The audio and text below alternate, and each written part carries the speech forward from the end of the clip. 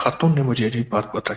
बोले जी मेरी बहुत सारी बेटियां हैं, हर दफा बेटे की आस पे बेटी, बेटे की आस पे बेटी, बेटे की आस पे बेटी होती।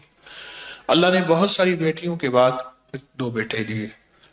तो कहा कि मैं परेशान थी कि अल्लाह आज के दौर में मैं कैसे करूंगी, गुर्बत घर में, सफेद पोशी, तंग दस्ती, गुर्बत।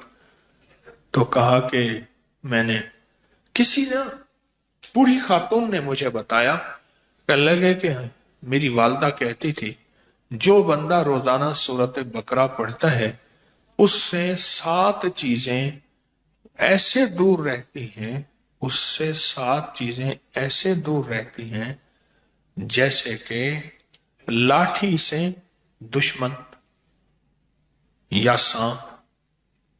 कैसे दूर रहती हैं? कहा उस घर में जादू नहीं होगा, 1, झगड़े नहीं होंगे, 2, बच्चियों के रिश्ते बगैर जहेज के होंगे, 3, और घर में बीमारियां नहीं होंगी, 4, और अगर घर में कहा किसी ने फैसला कर लिया कि इसके घर में मैंने काला सिफली अमल करना है तो कहा वो टूट जाएगा और नहीं होगा, 5, और कहा जिस घर में बेटे ना हो बेटे होंगे, दौलत ना हो दौलत होगी, 7 बताते थे। कहा ये फायदे होंगे। तो कहा मैंने जब देखा तो मैं रोज सूरत बकरा पढ़ती थी, इतनी अब मेरी जुबान पे अजबर हो गई। कहा आधे घंटे में, कभी 20 मिनट में सूरत बकरा मैं पढ़ लेती थी।